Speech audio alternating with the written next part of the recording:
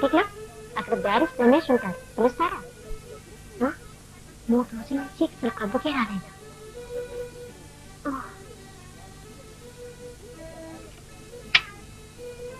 బహుశా union club లో ఉంటారు.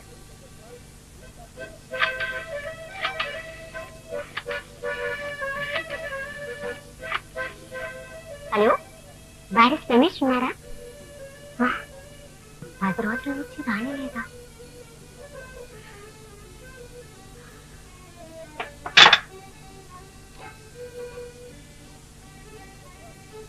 ఏమైనట్టు?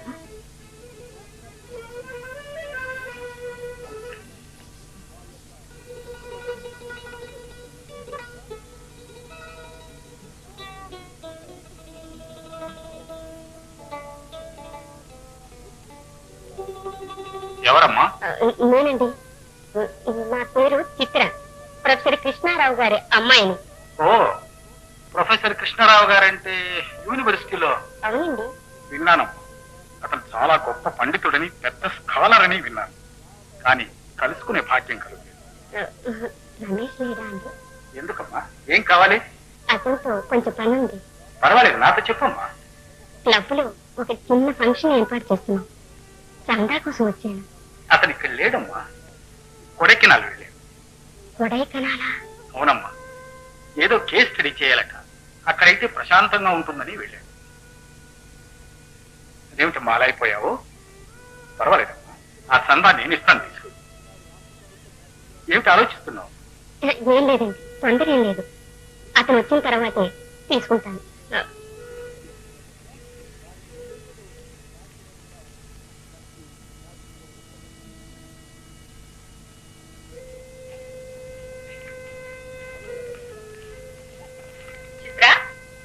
ఎక్కడికి వెళ్ళావమ్మా? నా ఫ్రెండ్ ఉషా వాళ్ళ ఇంటికి వెళ్ళానమ్మా. ఏమ్మా ఒక మాదిరిగా ఉన్నావు? ఏమీ లేదమ్మా, నిన్ను ఒకటి అడగాలనుకుంటున్నాను. నువ్వేమంటావో అని భయంగా ఉంది. నా దగ్గర నీకు భయం ఎందుకమ్మా? చెప్పు. ఉషా రాణి రాధా వాళ్ళంతాను కొడైకెనాల్ పిక్నిక్ వెళ్తున్నాను. నన్ను రమ్మన్నారు. ఇంతేనా? దీనికి ఇంత కంగారెందుకమ్మా? నువ్వు ఎప్పుడైనా ఏదైనా అడిగితే నేను కాదన్నానా? అలాగే కొడైకెనాల్ అంటే నాకు ఒక్కలే వస్తున్నారు. ఏమిటి? అయితే నేను లేకుండా నువ్వు ఒంటరిగా వెళ్తానంటావా? వాళ్ళంతా ఉన్నారు కదమ్మా.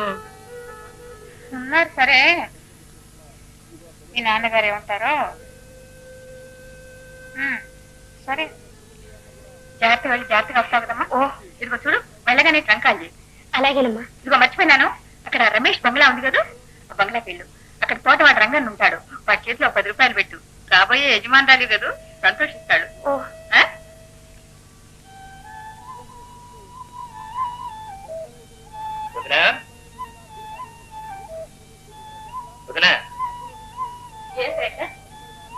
అన్నయ్య ఇంకా రాలేదే? ఎందుకు? ఆకలి వేస్తుంది వదిన. అయితే నువ్వు రానైనా పోంచిద్దు కానీ. వద్దులే వదిన, అన్నయ్యను కూడా రాని. వచ్చేసాను రా. ఏమిటి సంగతి? ఏం లేదు, నీకోసం ఎదురు చూస్తున్నాం. రండి, భోజనం ఆకలిస్తుందిగా. ఆకలి అయితే వారి అమ్మగారు వెళ్ళేంటి? ఎప్పుడు పడితే అప్పుడు తినడానికి వెళ్ళు.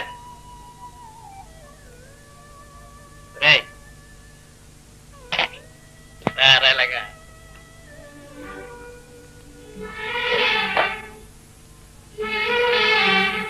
ఇదేమిట్రా? సోడా? ఇదేమిటి? ఇన్నాళ్ళు నాకు బుద్ధి చెప్పి నువ్వు తాగుడు మొదలెట్టావు. నేనా? నా కోసం కాదురా, చుట్టాను వచ్చావు కదా, మర్యాద చేయకపోతే అలుగుతావని తెచ్చాడు రా. నేను తాగుడు మానేశాను. తాగుడు మానేశావా? ఏమే నిన్నే. ఏమిటండి? రేపు ఉదయం ప్రొద్దు పడవడ పక్క పడుతుందేమో చూడు. పొద్దు ఎక్కడైనా పొడవాట పక్క పడుతున్నట్టండి? పడవలసిందే. శేఖర్ తాగుడు మానేశాడంటే అటు సూర్యుడు ఇటు పడవలసింది. ఏమిటి? శేఖర్ తాగుడు మానేశాడా? నిజం వదినా.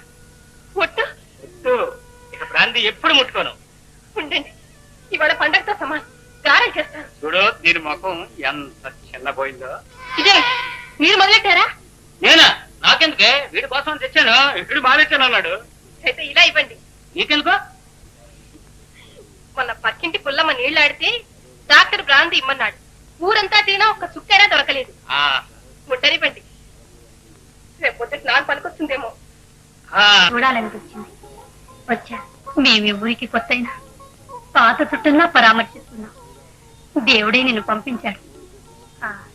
నీకు పెళ్ళయిందమ్మా? లేదండి, త్వరలో అవుతుంది. నేను చెప్తున్నానుగా, శ్రీరామచంద్రుడి లాంటి భర్త లభిస్తాడు. దీర్ఘ సుమంగళిగా వర్ధిల్లండి. మొట్టమొదటిసారి మా ఇంటికి వచ్చాం. కాస్త ఉండమ్మా, పలహారం తీసుకొస్తా. మా అబ్బాయి కూడా వచ్చే వేళ అయింది. కూర్చోమ్మా, కూర్చో.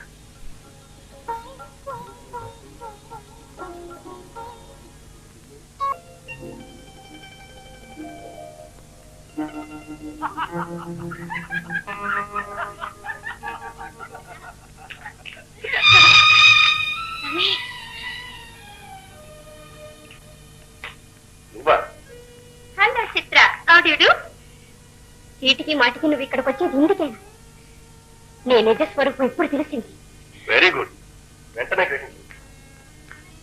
మరి ఇక్కడికి వచ్చినట్టు 10 రోజుల నుంచి ఇక్కడ పడకపోతే ఏమయ్యో, నన్ను మర్చిపోయేవేమో అని వెతుక్కుంటూ వచ్చారు. దానిని బట్టి నువ్వు గ్రహించుండొచ్చే. రమేష్, నాకిచ్చిన మాట మర్చిపోయావా? ఏ మాట? ఎంతో మందికి ఎన్నో మాట్లాడుతుంటారు. ఎవరు? ఈ సమ్మర్ హాలిడేస్ లో నన్ను పెళ్లి చేసుకుంటానని మాట ఇవ్వలేదు. చిత్రాన్ని పెళ్లి చేసుకుంటావా? నీకు మర్చిపోయిందా? దాని మాట నమ్మకం. దానికి ఏదో కలొచ్చుంటుంది. కళ? కిందటిసారి నన్ను ఇక్కడికి తీసుకొచ్చి నా మీద వలకపోసిన ప్రేమంతా కలేనా? నాకిచ్చిన వాగ్దాన, నాకు చెప్పిన ప్రేమోపన్యాసం అన్ని కలలేనా? అనవసరంగా ఆవేశపడు. ఆరోగ్యమే కాదు, నా బ్రతికే నాశనం చేసుకున్నాను. అది నీ తప్పు. నన్నంటే ఏమిటి ప్రయోజనం? అయితే ఈ ఉంగరం నాకెందుకు ఇచ్చావు? నీ వేలు ఖాళీగా ఉందని ఇచ్చాను. ఆ మాటకు వస్తే చాలా మందికి ఇచ్చాను. నువ్వు నీతుడు అని తెలిసి నీ నీడ కూడా నా మీద పడనిచ్చేదానికి. మాటలు జాగ్రత్తగా. హద్దు మీరడం మంచిది కాదు. హద్దు మీరేను అనుభవించాను. కొప్పిచ్చి పిట్టవని, చదువుకున్న వాడివని ఆశపడ్డాను. అన్ని విధాలా నన్ను నాశనం చేసావు. ఇష్టకార్యంలాగా యాచించావు, దుర్గత పట్టించావు. యాచించమని ఎప్పుడే మర్యాదగా వెళ్ళి. నేను వెళ్ళను. వెళ్ళడానికి నాకు ఈ లోకంలో దారి లేదు. దారి నేను చూపిస్తాను.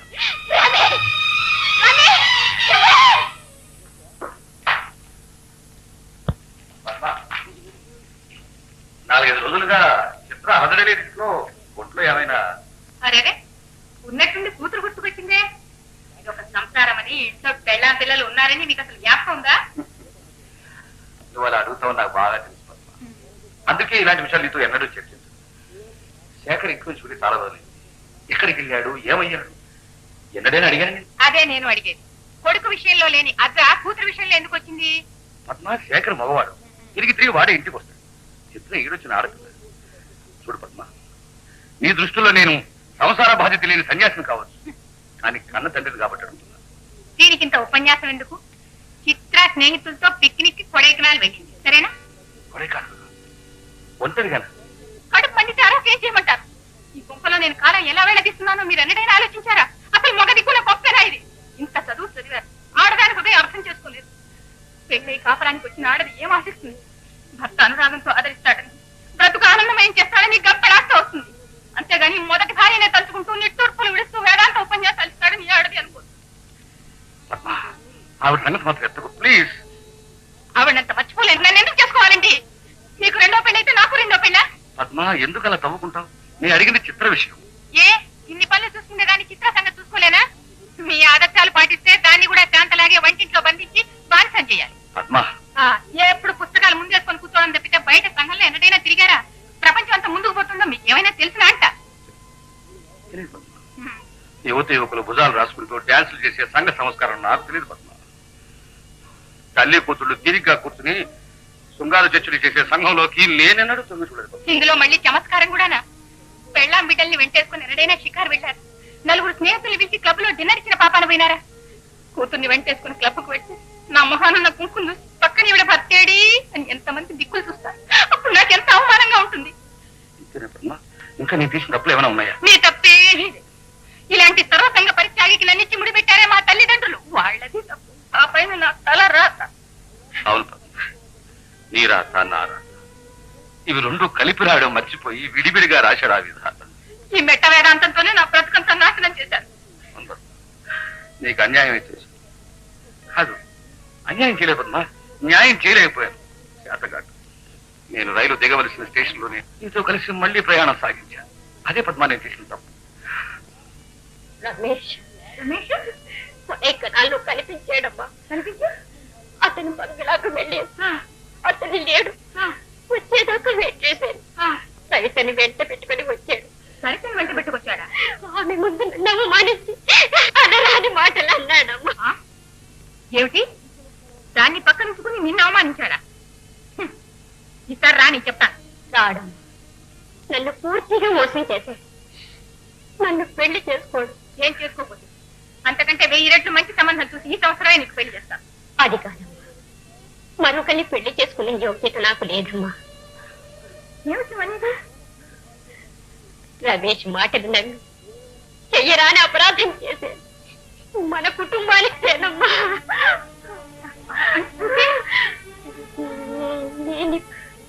నేనిప్పుడు గర్భవతినమ్మా.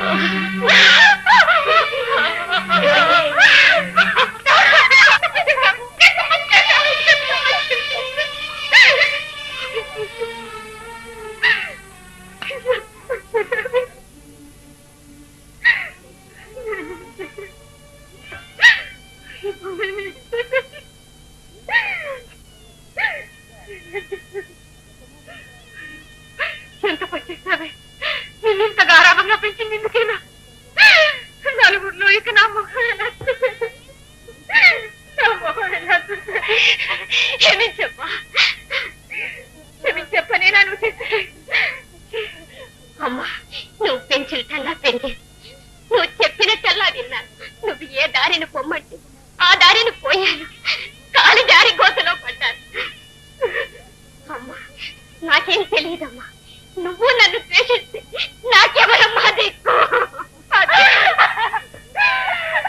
ఇదంతా చూస్తూ నేను బతికుండడం కంటే చావడమే నేను. నేను బతికుండడం కంటే చావడం.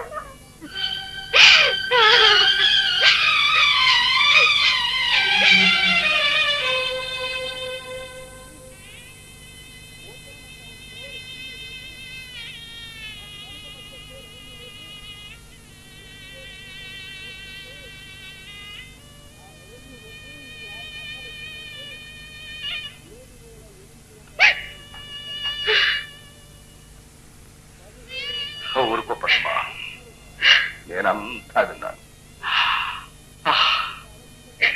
ఇలా జరుగుతుందని నాకు ఎప్పుడో తెలుసు పద్మ. తెలిసి కూడా ఏం చేయలేకపోయాను, చేయలేను. అది నాకు తెలుసు. కొన్నాళ్ళుగా ఇంటి చుట్టూ కారు మేఘాలు కమ్ముకుంటున్నాయి. ఏనాడో ఉన్నాడో పెను తుపారుగా మారి ఈ ఇంటిని నేలమట్టం చేస్తాయని నాకు తెలుసు.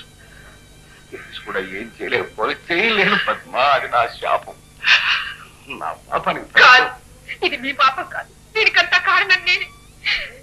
మెరిసేదంతా బంగారం అనుకున్నా. పిల్లవాడు కలిగినవాడు, చదువుకున్నవాడు. ఈ సంబంధం చేసుకుంటే పిల్ల సుఖపడుతుందని పడ్డా. చేస్తున్నారా పిల్లని గోతిలో చూశారు. ఇదంతా నా పాపం. కాదు పద్మ, కాదు. ఇది నాది కూడా. బిడ్డల మంచికి చెడ్డకి బాధ్యత తల్లిదండ్రులు ఇద్దరిది పద్మ, మరి ఇద్దరిది. పద్మ, నేను మహాపాపిని. ఇవన్నీ నా పాపానికి శిక్ష. ఇదే ఆఖరి శిక్ష కాదు, ఇంకా ఉన్నాయి, వస్తున్నాయి. అనుభవిస్తాను. తప్పించుకోవాలి కాదు పద్మ నా తాపత్రయం. వీటికి అంతం ఎప్పుడా? ఆ క్షణం కోసం ఎదురు చూస్తున్నాను పద్మ. ఇప్పుడు అవన్నీ ఎందుకండి? ముందు కర్తవ్యం ఆలోచించండి. బిడ్డను రక్షించండి. మళ్ళీ రమేష్ తండ్రిని చూడండి. అయ్యో, ఏ మొహం పెట్టు చూడమంటావు పద్మ? సాధారణంగా ఆడపిల్ల తండ్రి నా బిడ్డ చక్కనిది, చదువుకున్నది, గుణవతి, శీలవతిని ఎంతో గొప్పగా చెప్పుకుంటాడు. పద్మ, నేనేమని చెప్పుకున్నాను? మీరు ఏమైనా చెప్పండి, ఏమైనా చేయండి. నా బిడ్డను కాపాడండి. ఎలాగైనా నా బిడ్డను కాపాడండి. వెంటనే వెళ్ళండి. మన బిడ్డను కాపాడుకోండి. వెళ్తాను పద్మ, ఏడవకు. అన్నయ్య, ఏమిటమ్మా ఈవేళ ఎప్పుడు వచ్చావు? ఏమిటమ్మా ఏం జరిగింది? నాన్నగారు ఉల్లాసంగా ఉన్నారా? మరి ఏమిటమ్మా ఏం జరిగింది చెప్పు.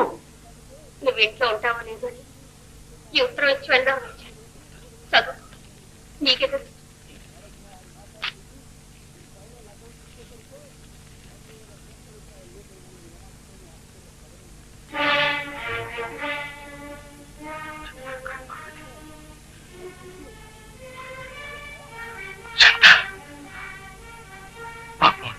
అమాయకురాలు.